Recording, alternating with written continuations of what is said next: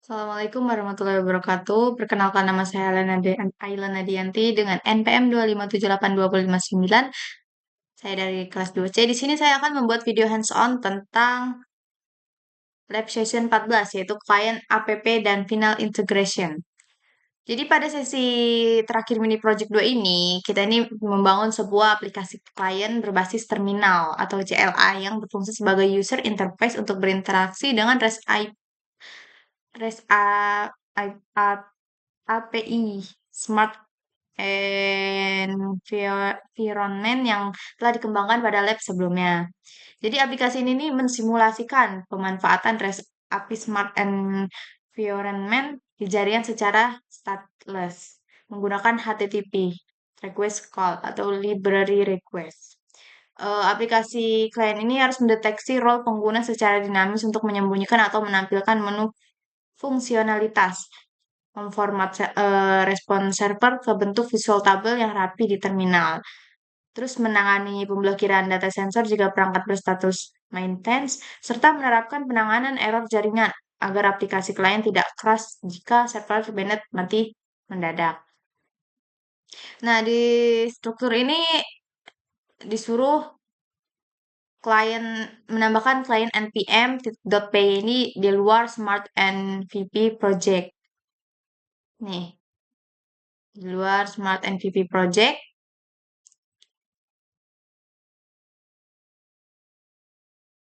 Lalu di hands-on ini kita diminta untuk melakukan pengujian dan mensimulasikan setiap langkah yang diminta pada user stories. Lakukan langkah-langkah yang tertera pada skenario sambil menjelaskan dan menunjukkan bukti yang diminta secara lengkap. Kita langsung saja. Mana ya? Mana ya? Eh,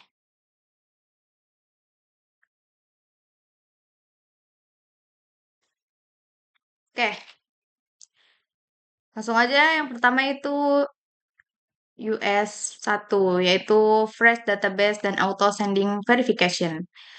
Jadi sekarang saya akan melakukan pengujian user story 1, yang dimana ini server ini berhasil dijalankan tanpa error, database dan data demi berhasil dibuat secara otomatis melalui proses create all dan send database.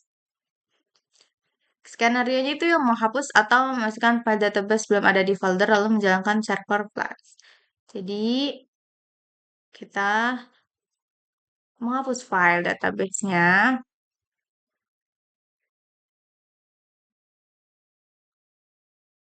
Oke. Setelah itu kita menjalankan server flags-nya.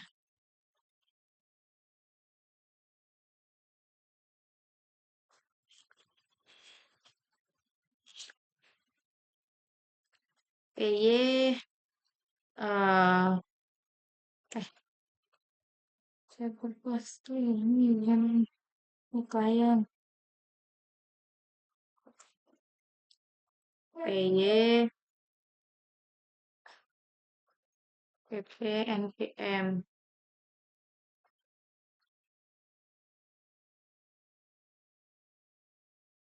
Nah, ini sudah berjalan server flags-nya. Jadi, nah ini akan muncul lagi. Oke, sudah.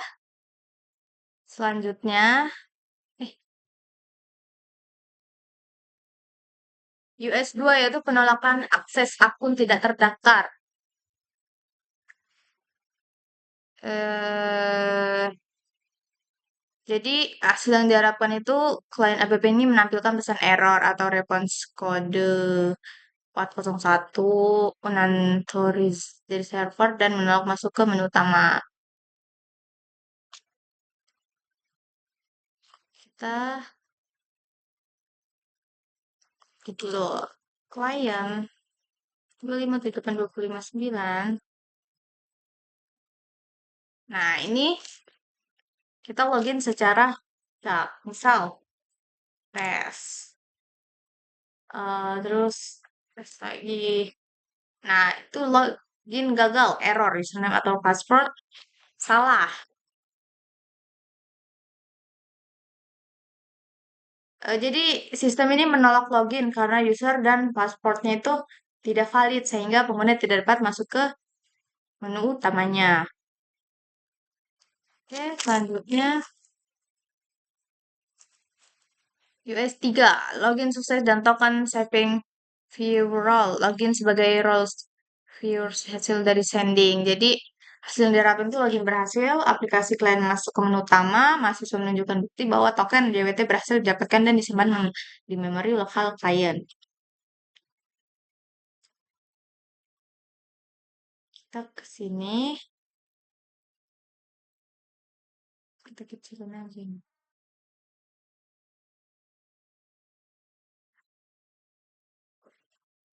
Kita login sebagai apa tadi? Eh, viewer.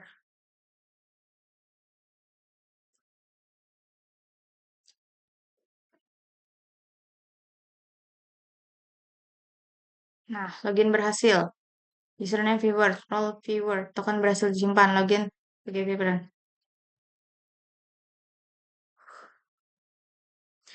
Jadi login berhasil menggunakan akun viewer. Sistem menerima token JWT dari server dan menyimpannya ke memori klien dan role viewer berhasil terdeteksi sehingga menu yang ditampilkan itu hanya menu yang diizinkan.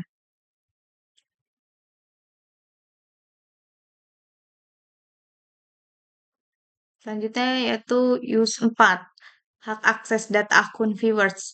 Jadi skenario pada akun viewers yang sedang aktif ini memilih menu view all nodes. Jadi hasil yang diharapkan itu klien aktif ini berhasil menampilkan tabel node perangkat yang rapi, data dari hasil sending, dan terminal server class mencatat log masuk HTTP get nodes npm 200.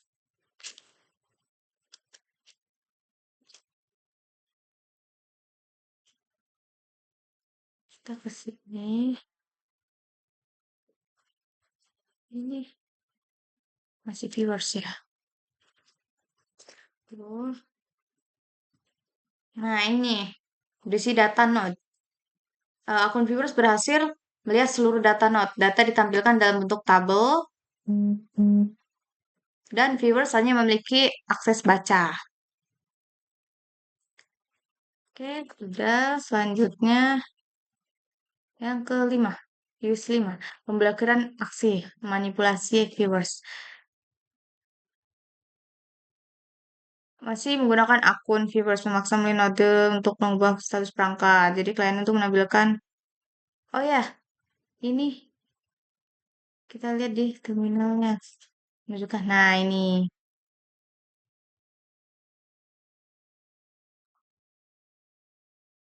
nodes npm ini. Lalu yang kelima, pemblokiran aksi manipulasi viewers.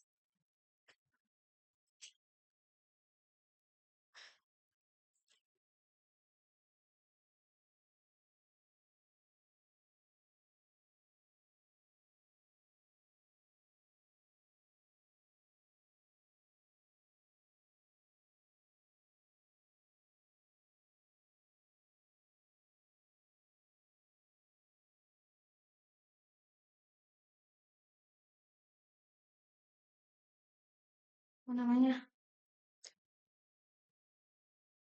Postman.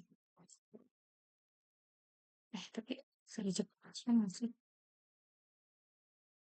Eh,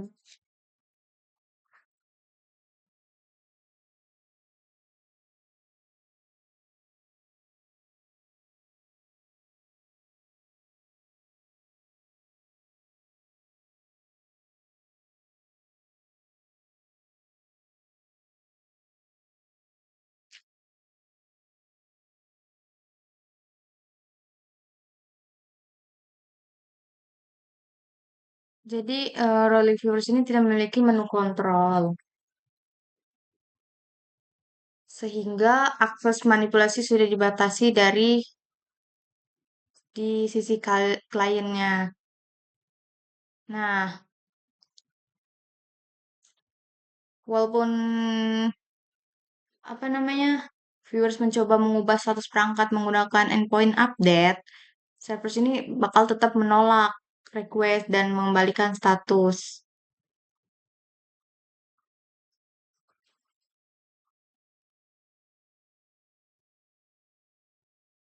Mati. Mengembalikan status apa tadi? 403 forbidden. Hal ini membuktikan bahwa viewers tidak memiliki hak akses untuk memanipulasi data. Kalau misalnya pengen lihat di status 403 itu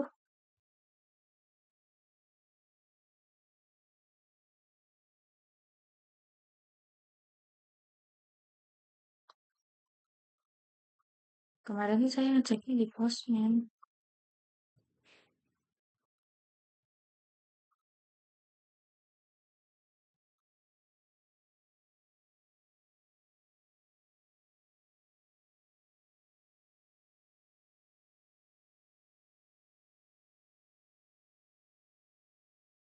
Kita coba login. Oh ini maksudnya post.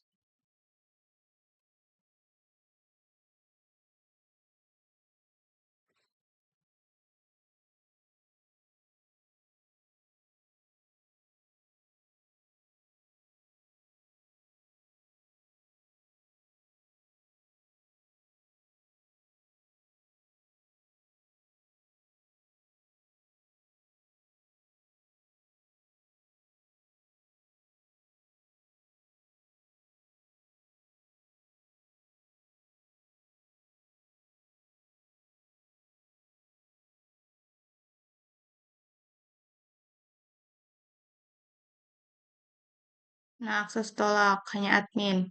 403 forbidden.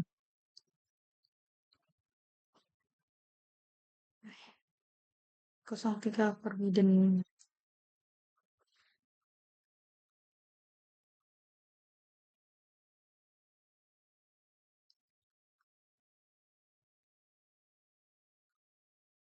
Terus yang keenam yaitu U6 Session Management Logout dan Token Clearing. Memilih menu logout pada klien app.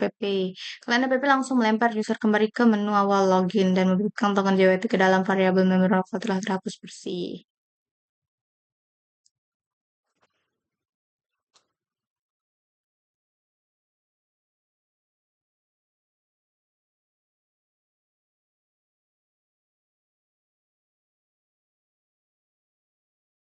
Pilih logout dan keluar. Terus yaitu setuju login sukses administrator yang dimana melakukan login ulang pada klien app menggunakan akun admin bawaan hasil shading.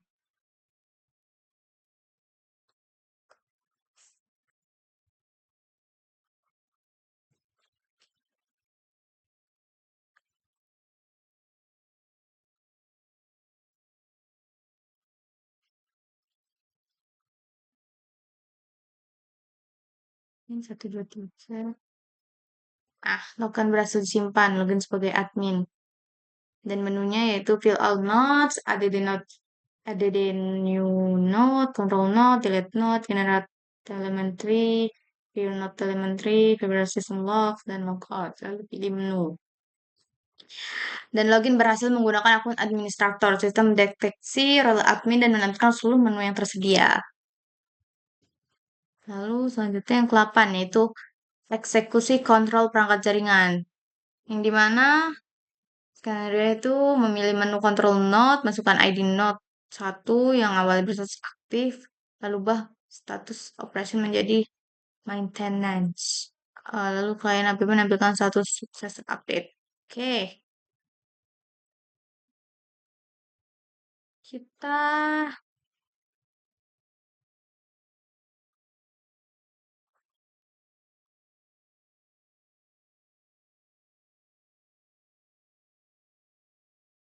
kita pilih 3, masukkan apa namanya, ID nanti kita pilih satu. Eh, pilih statusnya apa tadi? Maintenance. Tiga. Status Anda berhasil diperbarui. Status baru maintenance. Login sebagai admin. Di terminalnya dia ini 200. Nah, ini 200. Oke, selanjutnya yaitu U9, pembuktian otomatisasi audit trial, yaitu memilih menu view system logs pada client app. Yang diminta muncul baris log baru di tabel paling bawah yang membuktikan bahwa aksi di U8 tercatat secara otomatis. User administrator melakukan tindakan update note pada perangkat tersebut.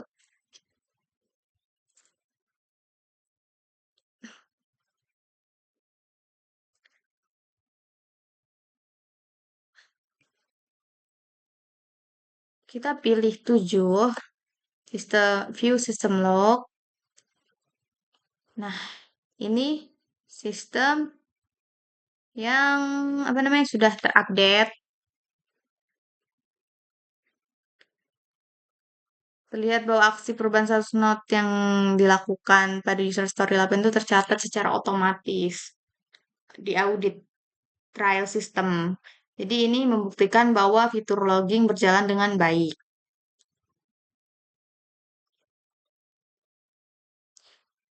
Setelah selesai US 9, lanjut ke US 10, pengujian logika bisnis proteksi maintenance. Yang dimana memilih menu view node telemetry lalu input ID perangkat satu yang berstatus maintenance hasil dari US 8. Jadi klien app ini langsung interpret request sebelum dikirim atau server menolak request. Lalu munculkan pesan peringatan khusus. Akses ditolak perangkat sedang dalam masa perawatan. Oke, kita pilih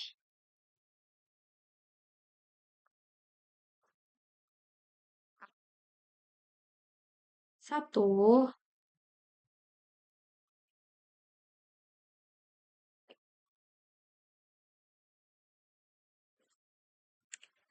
Satu si 6, fill node telemetry. Nah, baru nodenya satu. Nah, peringatan, node sedang maintenance, telemetri tidak dapat diakses. Selanjutnya yaitu US 11, simulasi server crash atau jaringan putus. Jadi, alurnya itu biarkan CLI dari klien app itu tetap menyala, mahasiswa berpindah ke terminal server, lalu mematikan server secara paksa, CTRL-C. Kembali ke klien, dan kliennya app tidak boleh crash dan keluar dengan error Threadbacks Python block tree accept harus sukses menangkap connection error dan menampilkan pesan error untuk terhubung ke server.